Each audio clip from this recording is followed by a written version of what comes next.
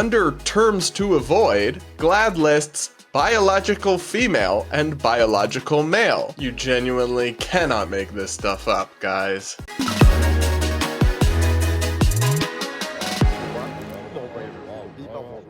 With so much controversy going on around the Olympics right now, we're going to take a look at one left-wing LGBT organization's rather Orwellian language guide that they put out telling us how we're not allowed to speak about transgender athletes and other controversies related to the Olympic competition. All that and so much more is coming up on today's episode of Brad vs. Everyone, my daily podcast where I take on the craziest ideas from across our politics and across the internet from a center-right independent perspective. If you're new here, do consider subscribing and sticking around. I would love to hit 150k before the end of the summer, the end of August. And regardless, do remember to hit that like button and do comment with your thoughts as we go along. I do read the comments and I pick a few to respond to in every episode. Now guys, we've talked about GLAAD before, one of the major left-wing LGBT activist organizations in America, and they're the ones who we just talked about last week, had a massive scandal because their top executives were making huge amounts of money,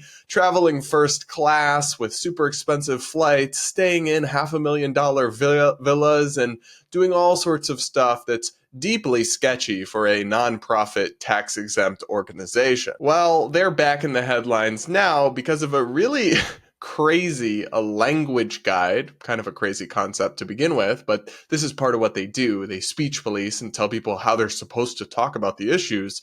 Well, they put out a language guide for the Olympics, and it is absolutely batshit insane. First, though, just to get a sense of the kind of group we're dealing with here, let's take a look at an excerpt from the letter attached to their language guide that shows you just how out of touch these activists are. In their 2024 LGBTQ Paris Olympic and Paralympic Guide, GLAAD writes that in collaboration with Athlete Ally and Pride House France, they've created this guide to ensure inclusive, fair, and accurate coverage of LGBTQ athletes and topics during the 2024 Summer Olympics and the Paralympics. The part about trans athletes is where this opening statement gets wild. It is critical that the media recognize and report that transgender people have always existed throughout history and across cultures. There is no evidence that transgender athletes have unfair advantages or that they are dominating or ever will dominate sports. Bruh. So much for that whole accuracy thing. A recent study commissioned by the IOC and carried out by the University of Brighton shows that athletes who are trans women are at a relative disadvantage in various key physical areas. So that study is totally non-scientific because it compared athletic but not actual elite athlete transgender women to elite athlete women. So it was apples to oranges. It's useless junk science. I broke this down on my damage control podcast. I can put a link in the show notes. But regardless, it's really quite something to suggest that transgender athletes have no advantage in sports. Now, obviously, trans men, athletes who are biologically female but identify as men, and go by he, him pronouns and all that, do not have an advantage. If anything, they probably have a disadvantage. But yes, trans women athletes who are biologically male do have an advantage. There is a reason we separate sports by sex, and that's because while there are a few sports where it doesn't really work out like this, generally speaking, males have a biological advantage in strength and speed over females that creates a fundamentally vastly unfair playing field if they were just to compete against each other. And because we want women to have opportunities to compete and be athletes and reap all the benefits and show what they can do, we separate sports for that reason. And no, the advantages, while they are reduced, do not go away completely just because an athlete takes hormone replacement therapy. Because many of the advantages are things like bone density, wingspan, height, lung size, other things that don't change just because you take estrogen. So we're not off to a great start in that from the very beginning of their opening letter attached to this report, GLAAD is pushing woke pseudoscience and utter nonsense. Yet at least to their credit, they started as they meant to go on, because the language guide itself is truly absurd and nonsensical. Under terms to avoid, GLAAD lists biological female and biological male. Bruh. They literally don't want us to acknowledge reality. They continue, biological sex characteristics are complex and not binary. Sex characteristics like hormones, chromosomes, and anatomy vary from person to person. Use of terms like biological female can be reductive and inaccurate when used to describe transgender athletes and some intersex athletes, most of whom have passed strict testing requirements that measure things like hormone levels.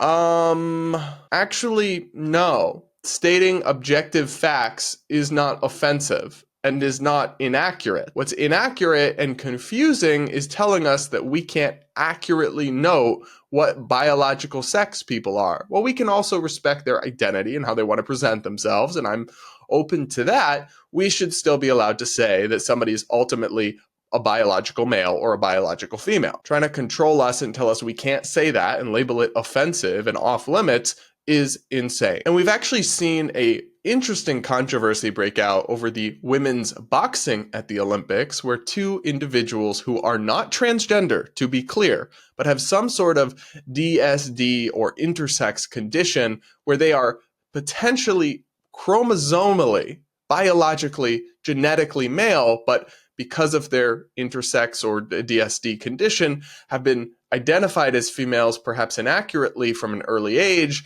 and have grown up as women and identify as women and are very much, they're not part of the trans movement. They're not transgender, but they are biologically or genetically male and competing in the women's competition, which is unfair and unsafe. But this issue has been intensely confused, in part because activist organizations like GLAAD have told media outlets that they're not allowed to say that people are biologically male or biologically female. So you end up with confusing headlines like controversy over female boxer who failed gendered tests when the boxer is not female. It all just ends up so muddled and confused when we can't just speak plainly about things. That doesn't mean we should be offensive. It doesn't mean we should deliberately misgender people or be unkind, but we should be able to openly discuss reality and objective facts without activist groups wagging their finger at us and trying to get us canceled or lobbying media outlets to reshape our language to push this ideological view of the world. And that's what this is, ideological, as more of the terms to avoid make quite clear. They tell us that we should avoid saying born male or born female because, quote, no one is born with a gender identity. Everyone is born a baby, and their gender is assigned to them by doctors and family members based on physical sex characteristics that may not correspond to their gender identity as it develops over time. You see, this is where these people have lost the plot. Originally, when I encountered the transgender movement for trans acceptance, trans rights, and everything in college, the message they gave to us was that biological sex and gender identity are different things. That yes, everyone is male or female and you can't change that, but some people identify as something else and want to socially express themselves, so their gender identity is different than their biological sex. They want to live as if they are the opposite sex socially. To me, that was never any skin off my back, and it's still not, as long as we're talking about adults who know what they're doing and can decide how they want to live their lives. Fine by me. But now, somewhere along the line, the activists blurred the lines. They muddied things to the point where they conflate sex and gender as one and the same, though originally their whole point was that they are different. Now it's no, actually, sex and gender are the same and people are whatever sex they feel they are. Because the terms male and female are different from man and woman. They refer to sex, not gender identity. So yes, people are born male or female, or in very rare exceptions, intersex. But then GLAAD is saying we're not supposed to say that because people aren't born with their gender identity fully intact or whatever. But hang on, sex is different from gender identity, or at least that's what y'all used to say. Now you're actually just gaslighting us and telling us that sex is gender identity. In fact, that's literally what they want to do under federal law, is redefine sex to equal gender identity. It's in the Equality Act that almost every elected Democrat supports passing nationwide. They also say that we should avoid the terms transgendered and transgenderism because trans is an adjective used to describe a person. It is not a verb. Refer instead to transgender people, a transgender person, the transgender community. I mean, that's fine. I don't really think those terms are inherently offensive. I think especially transgenderism is just referring to the concept. The same way that there are Christians, but there is also Christianity. There are gay people, but there also is homosexuality. I don't see why that's offensive or verboten. They also kind of give the game away here when they talk about how media outlets should just accept the trans premise embedded into their very word choice. They say you should avoid the language identifies as. So you shouldn't say Leah Thomas identifies as a woman. You should say Leah Thomas is a woman, because a transgender woman is a woman and a non-binary person is non-binary. If you would not write that Joe Biden identifies as a man, you do not write that Jacob identifies as non-binary. Hold up. No. No. Saying that Leah Thomas identifies as a woman is a neutral way of presenting the issue at hand, whereas there is no dispute over whether Joe Biden is a man, although there is a dispute over whether he's a vegetable. So for a journalist to say so-and-so identifies as a man or identifies as a woman, referring to a trans person, or identifies as non-binary, is neutral language, which is what journalists are supposed to do. They're supposed to frame and just tell you what's happening, what the situation is, what people believe about it, and then you, the reader or the viewer, can decide for yourself. But if you accept the premise of one side and embed it in your language as fact, you're not doing journalism. You're doing advocacy, which is fine, but don't then pretend to be neutral journalists, which is that's the target audience for this. That's who GLAAD is trying to pressure to use this language guide to refer to when discussing the Olympics, is the media. And frankly, non-binary is an extremely disputed concept. People like me even, who are in very many ways socially moderate and open-minded, think it's ridiculous and actually offensive and not legitimate. So to say so-and-so is non-binary is taking a side on the underlying debate, which is whether non-binary is a legitimate identity at all. To neutrally frame the issue, you would have to say, Sam Smith identifies as non-binary. It's alarming that they feel entitled, the activists at GLAAD and elsewhere in the LGBT community, to have their worldview, their opinions, embedded in the media as fact. But that is where we're at, guys. And unfortunately, much of the mainstream media basically cows to them and does what they say. Another piece of this language guide discusses post-operative and surgery and says medical steps are just some of what transgender people may take as a part of their transition, but they are not required to be transgender. Some trans people have surgery, some do not. A person's genitals are no one's business and do not impact their ability to compete in any sport. Avoid asking invasive questions about surgical procedures and other gender-affirming healthcare treatments. Okay, so this one I can agree with. If there's a transgender athlete competing in some capacity, you don't need to know whether they've had bottom surgery, and maybe just don't ask that. Like, that is invasive and unnecessary. So I can agree with them on that much. But I just generally reject the idea of a language guide itself as kind of creepy and censorious, but especially when what they're really trying to do is get their ideology and their opinion enshrined in the discourse as the neutral fact. That is not how a democracy is supposed to work. It is antithetical to open debate and discussion and to the role of an actually neutral media. But unfortunately, that makes it sadly typical of the approach of modern LGBT activists. You guys let me know what you think in the comments. Do you think biological male is now an offensive term? And do remember to hit that like button while you're at it. And now, let's talk more about the new Democratic vice presidential nominee, Tim Walz, the pretty radically progressive governor of Minnesota, who's coming under some serious scrutiny right now, with people digging up stuff from his past, including one disturbing clip where he talks about free speech and doesn't seem to understand the First Amendment. This is an interview clip from MSNBC last year. Let's take a listen. Years ago, it was the little things, telling people to vote the day after the election, and we kind of brushed them off. Now we know it's intimidation at the ballot box. Mm-hmm. It's undermining the idea that mail-in ballots aren't legal. I think we need to push back on this. There's no guarantee to free speech on misinformation or hate speech, and especially around our democracy. Tell the truth where the voting places are, who can vote, who's able to be there. And So I wanted to play this in part because a lot of conservatives and Republicans are sharing the super short clip of this, totally stripped of the context, just the part where he says that misinformation and hate speech aren't protected by the First Amendment. I think we need to push back on this. There's no guarantee to free speech on misinformation or hate speech, and especially around our democracy.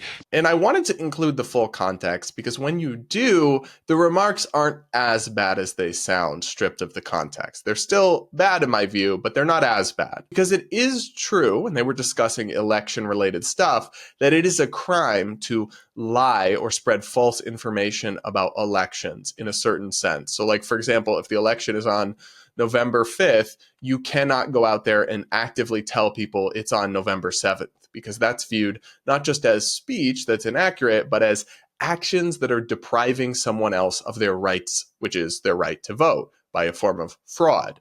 So in a very narrow sense, he's correct, and some Republicans are framing this clip disingenuously. But it's still crazy how he kind of threw out in there like, oh, well, and misinformation and hate speech aren't protected by the First Amendment. Like, no, that's not accurate. To say that in an extremely narrow context, election lies are criminalized is true, but generally speaking, misinformation is free speech, is protected by the First Amendment, and hate speech, throwing that in there, I have no idea what he was doing or talking about, because there's zero extent to which hate speech is not protected by the First Amendment. It unequivocally is. So while I do think he's being hit somewhat unfairly with this snippet, it's still kind of concerning to me to see somebody who's risen so high in our politics as a governor of a state and now a vice presidential nominee illustrate a profound lack of understanding about the First Amendment and how it works, and just casually toss out,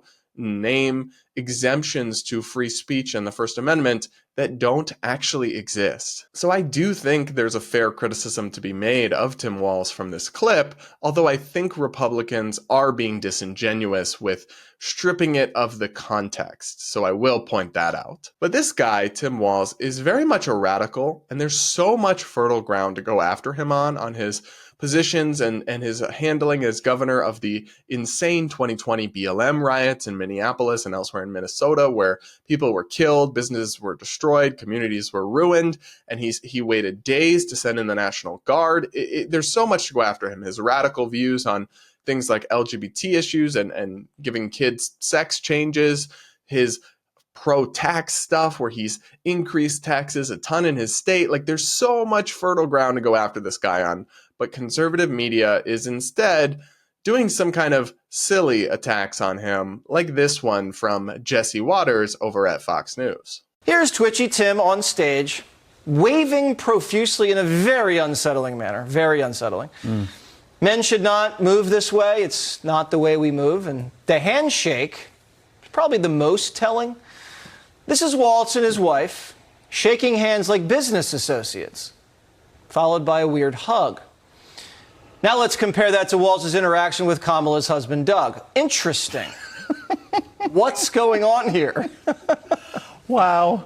Sorry, but I think this is juvenile and dumb. Twitchy Tim, really? That's the level of discourse we're going with? The substantive criticism of the Democrats' vice presidential nominee? And like, was his wave slightly awkward or a little bit odd looking? Maybe, but I don't think it was very unsettling. This seems to be a real reach, a real stretch worthy of an Olympic gold for the mental gymnastics going on here. And was he kind of awkward, like shaking his wife's hand on stage like that? Yeah, kind of, but I just doubt he's probably very new to this kind of campaigning, right? A presidential campaign on stage like this.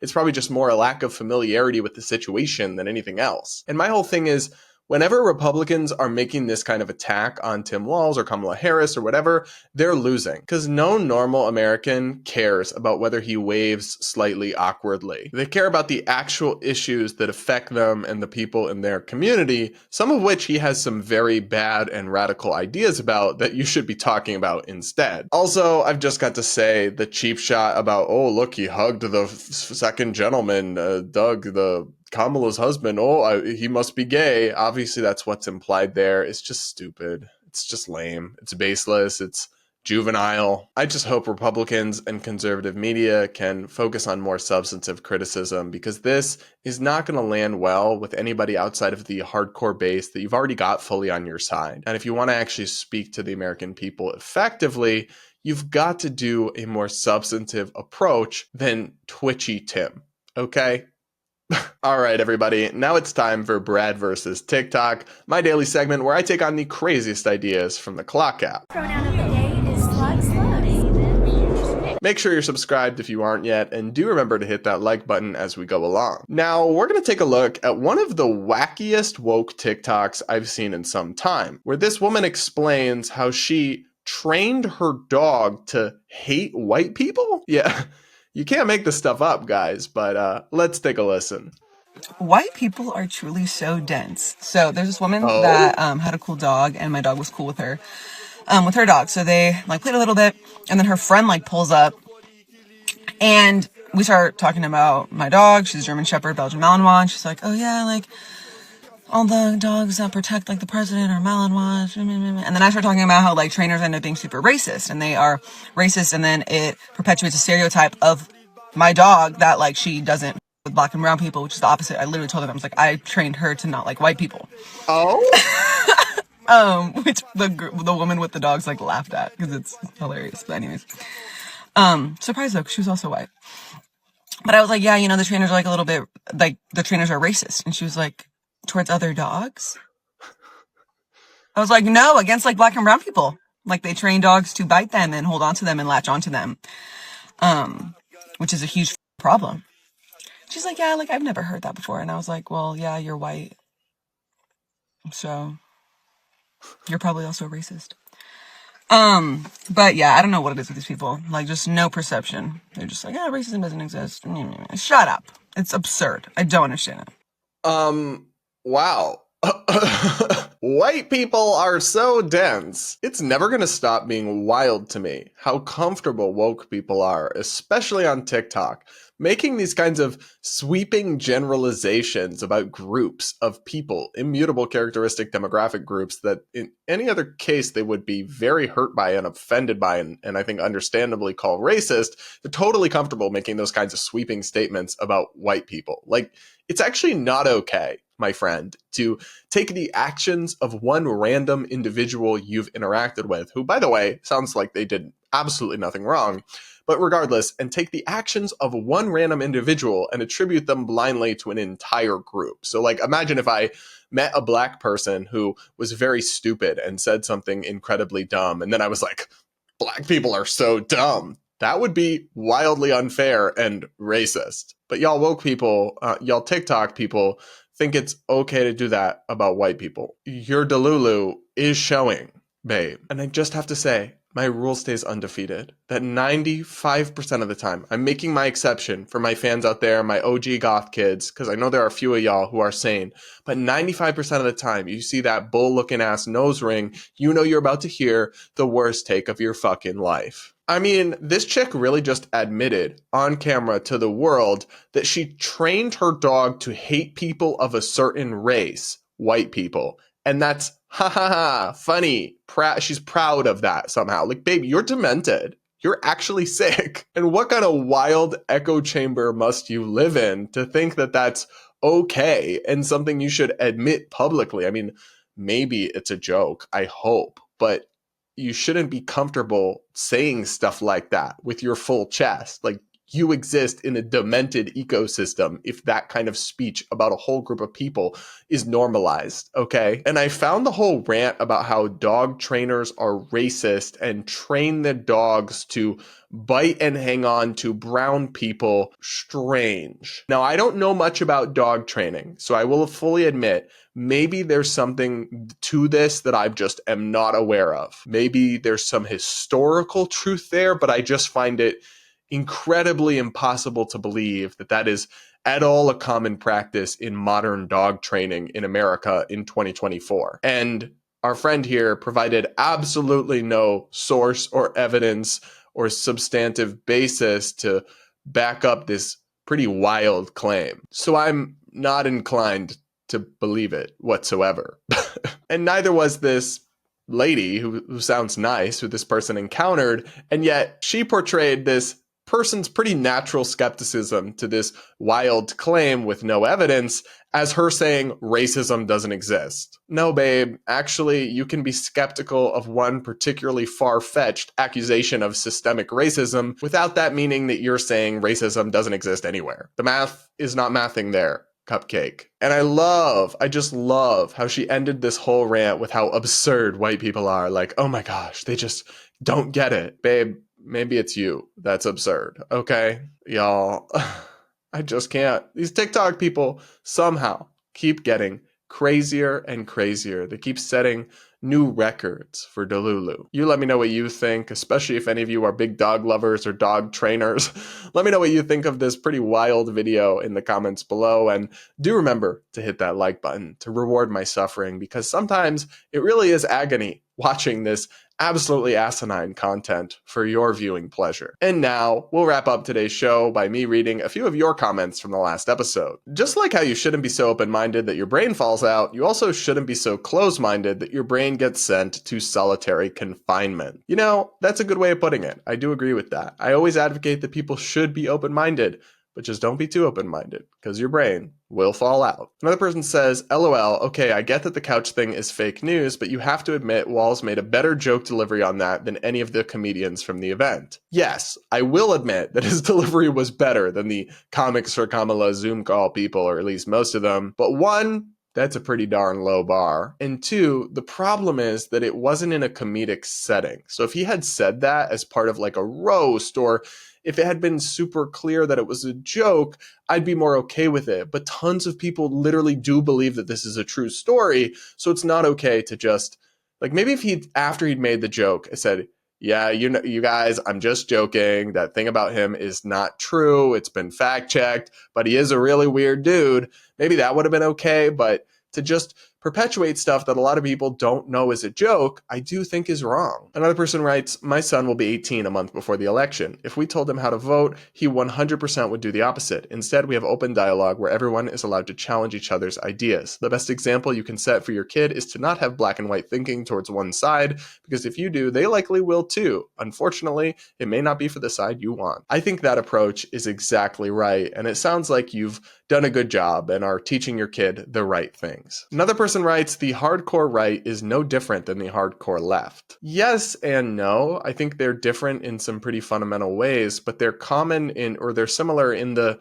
approach they take, becoming illiberal or woke in terms of wanting to shut down and censor or use violence or those kinds of things to the ideas they disagree with. They have that in common, and I think that's why both are deeply evil, honestly. Another person says, yo, I've been watching your channel since day one, and I gotta say, you have had a meteoric rise. Well, thank you so much. I do appreciate those of you who've been here since the beginning, because, boy, my content was pretty crappy at the beginning, so thank you. Another person says they raised $485,000. We are screwed. Don't the Republicans know how to use Zoom? I guess we are all too busy working. All right, that made me chuckle there a little bit at the end. So you've already got the Comics for Kamala Zoom call beat. But yeah, I have to say, I've shat on all these woke Zoom calls because I think they're ridiculous, but they have been effective in fundraising. They've raised millions and millions and millions of dollars. So I guess you got to hand it to them on that one. All right, everybody, that's it for this episode of the Brad vs. Everyone podcast. Thank you so much for joining me and tuning in.